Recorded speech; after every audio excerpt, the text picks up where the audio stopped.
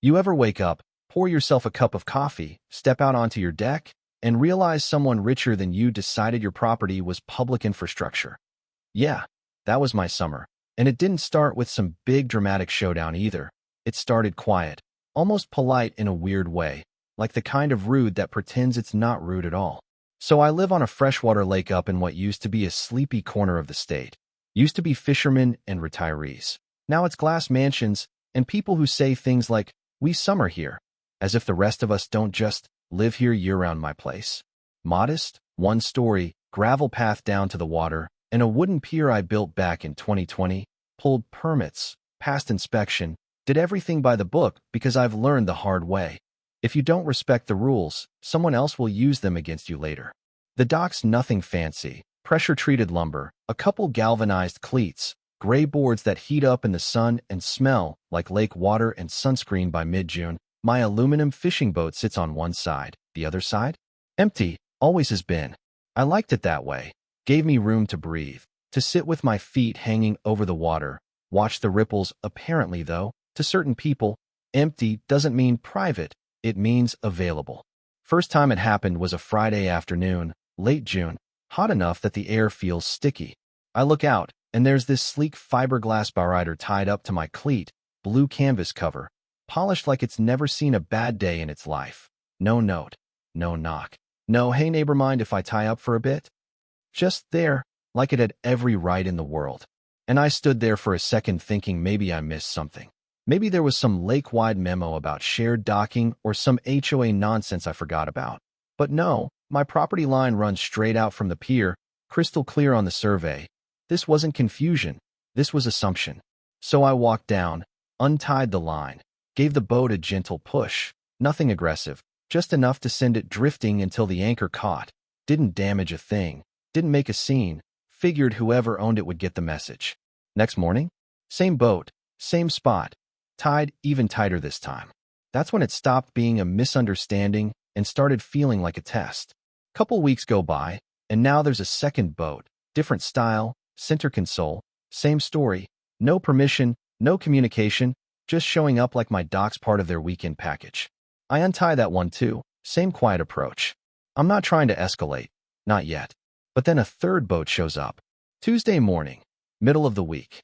No parties, no crowds, just me standing on my deck with my coffee going cold, staring at three different boats that collectively cost more than my entire house. And I'm thinking, am I invisible? Or do these people just genuinely not care?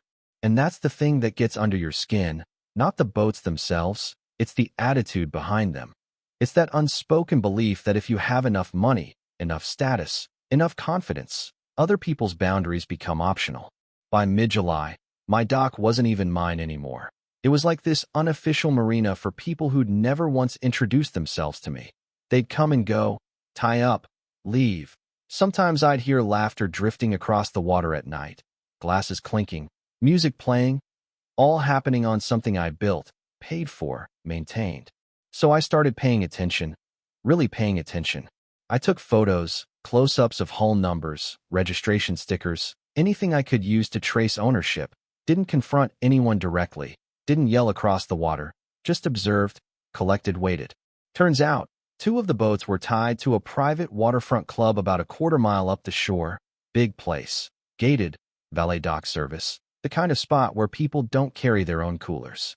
So I wrote them a letter, not emotional, not aggressive, just factual, certified mail, signature required, explained that my dock is private property, that their members had been repeatedly using it without permission, asked them to address it. Couple days later I get a response, short, clean, corporate tone. Members may temporarily tie off in the area. No harm intended. No harm intended. That line stuck with me. Not because it was wrong, but because it completely missed the point. Or maybe it didn't miss it at all. Maybe it understood exactly what it was saying. Because no harm intended is what you say when you're used to not being challenged, when your version of reality usually wins by default. And that's when I realized something. This wasn't going to stop on its own, and if I kept playing nice, I'd just be training them that my property came with no consequences. So I kept the letter, folded it, filed it away, and I started thinking, not emotionally, strategically. Because if there's one thing I've learned living around people with more money than patience, it's this. You don't beat entitlement by arguing with it. You beat it by making it expensive. Now let me pause the story for a second, because this is where a lot of people mess up. They react emotionally instead of understanding the system they're actually dealing with. According to standard procedure, waterfront property isn't just about what you own. It's about what you can legally enforce, and those are two very different things. A dock might sit on your land, but unless you've registered it properly with local waterways authority or HOA guidelines, enforcement becomes fuzzy, and people who are used to bending rules, they love gray areas. From a legal perspective, what those boat owners were doing falls into a category that's annoyingly common. Temporary use without explicit denial. It's not outright theft. It's more like testing boundaries, seeing if anyone pushes back. And if no one does, that behavior becomes normalized real fast. And here's where it gets interesting. This is a psychological trap. People with money and social backing often operate on assumed permission, not granted permission. They're not always thinking, I'm breaking the rules. They're thinking, no one stopped me yet, so it must be fine. That's how small violations turn into patterns, and patterns turn into entitlement. The lesson here is, if you don't define your boundaries clearly and enforce them consistently, someone else will redefine them for you, usually in their favor. So yeah, once I stopped looking at it like a personal annoyance and started seeing it for what it actually was, a systems problem, I changed how I approached everything. No more quietly untying boats. No more hoping people would get the hint. Hints don't work on people who've never had to look for them. I made a call Monday morning. County Waterways office. Nothing dramatic, just a calm conversation. Asked a few questions, played a little dumb at first, because sometimes that gets you more honest answers. And sure enough, there it was, a simple process most people don't even know exists. Application for a licensed mooring slip. 1 page, 1 inspection, small annual fee. But the real power wasn't in the paperwork. It was in what came with it. The ability to formally designate docking space, charge fees, issue violations, and, this is the part that matters, request enforcement, actual enforcement, not just complaints that get ignored. So I filed Thursday, no hesitation. Inspector showed up the following Tuesday. Older guy, sunburned neck, clipboard energy, walked the length of my pier, checked the hardware, asked a couple basic questions. You built this yourself? I said yeah. He nodded like he respected that, signed off without making it complicated. 8 days later, I'm holding a laminated sign, weatherproof, official seal stamped right on it. I didn't rush to put it up either. I took my time, drilled it into the main post at eye level, made sure it was straight, stepped back, looked at it for a second. Licensed commercial slip. Unauthorized mooring subject to towing and impoundment. Fee schedule on file. Simple. Clear, no emotion, just rules. And then I waited. Didn't have to wait long. That same blue bowrider, the one that started all this, came back that Saturday, like clockwork, tied up in the exact same spot, same clean knots, same quiet confidence. Except this time, things were different. I didn't go down to the dock, didn't touch the rope, didn't say a word. I just made one phone call. Marine Patrol picked up faster than I expected. Maybe they were bored. Maybe they'd dealt with the club before. Who knows? I gave them the location, the registration number, mentioned the license status. That was enough. About an hour later, I hear it, low hum cutting across the water, patrol boaty. Asing in like it had all the time in the world. 2 officers, calm, professional, no rush, no drama. They tied up alongside the bowrider like they were docking next to a friend, checked the registration, took photos, wrote something down. And then they just waited. No owner showed up. By noon, they were still there, sun climbing higher, water getting that bright glare that makes everything look sharper. Around 2, tow crew arrives, flatbed trailer backing down at the public launch a little ways over. They coordinated like it wasn't their first time doing this, because it probably wasn't. They hauled that boat out clean, straps under the hull, lift, drain, secure, gone in under 20 minutes. And the whole time, I stayed on my deck, coffee in hand again, except this time it didn't go cold. I wasn't angry. I wasn't smug. I was just watching the system do exactly what it was designed to do. 12 miles out, impound lot. Retrieval fee? $300 and something.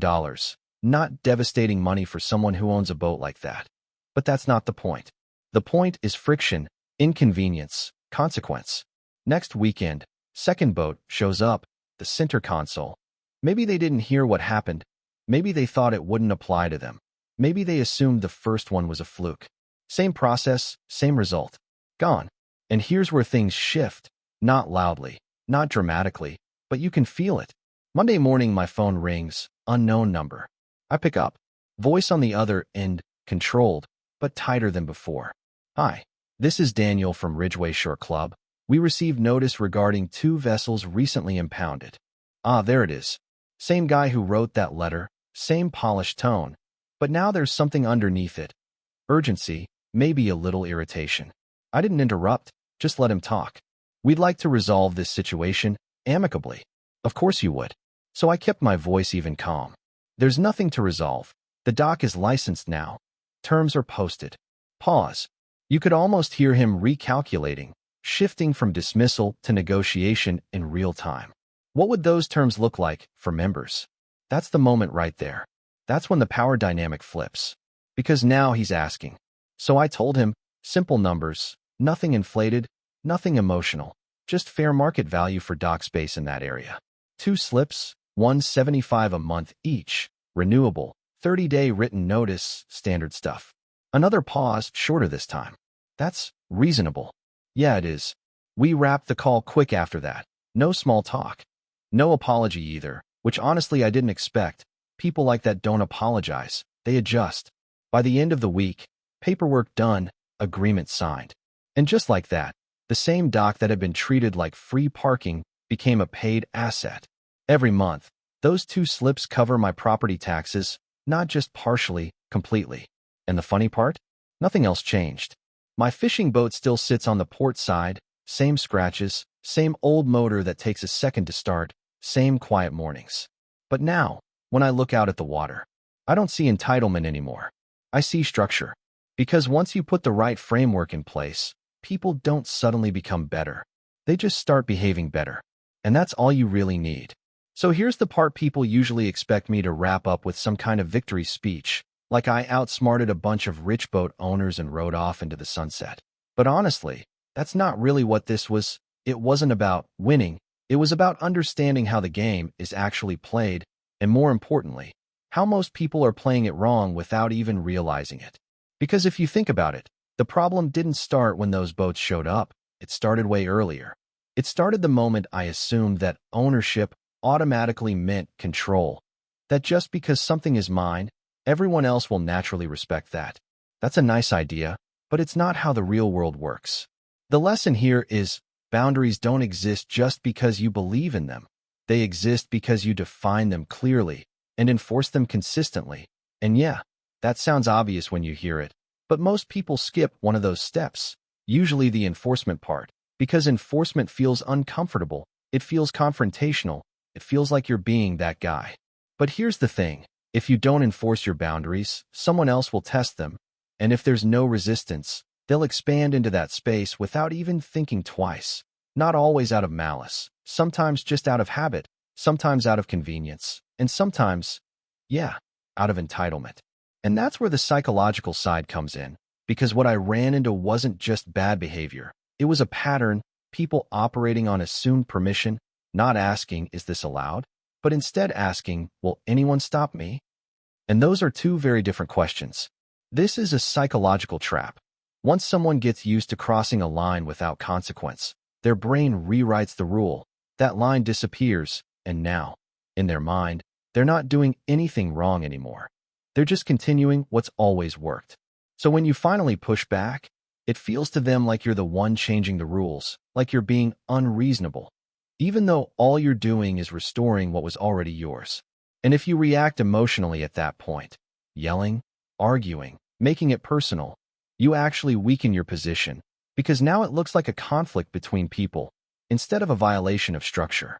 That's why the shift matters. When I stopped making it about my dock versus your boat and started making it about licensed space versus unauthorized use, everything changed.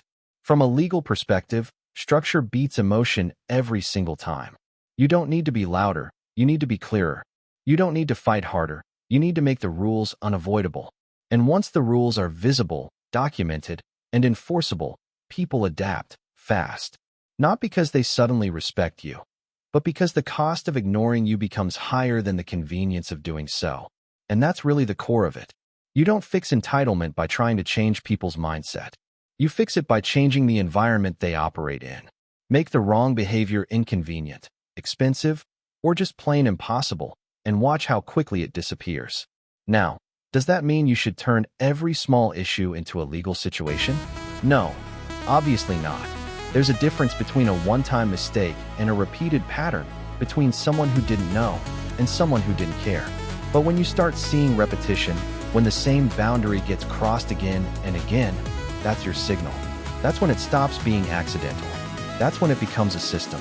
And systems don't respond to feelings, they respond to structure. So if you ever find yourself in a situation like this, whether it's a dock, a parking space, a shared wall, HOA drama, whatever, take a second before reacting, step back, and ask yourself, am I dealing with a person or a pattern? Because if it's just a person, a conversation might solve it. But if it's a pattern, then you need something stronger than words. You need a framework. You need leverage. And yeah, sometimes that means paperwork, permits, rules, all the boring stuff nobody wants to deal with until they have to. But that's the stuff that protects you when it counts. And in my case, it didn't just solve the problem. It turned it into something useful, which is probably the part one didn't expect. I didn't go into this thinking I'd end up with extra income. I just wanted my space back. But once the structure was in place, the opportunity kind of revealed itself. And that's another lesson most people overlook. Sometimes the thing that frustrates you the most isn't just a problem. It's an unclaimed asset. You just haven't set it up correctly yet. So yeah, that's my story. Now I'm curious. What would you have done that very first morning when you walked outside, coffee in hand, and saw a stranger's boat tied to something you built, something you paid for, something that's supposed to be yours? Would you have pushed it off like I did? Ignored it? Confronted them directly? Or gone straight to enforcement? Drop it in the comments. I read more of those than I probably should, and I've got a feeling some of you have stories that make mine look polite.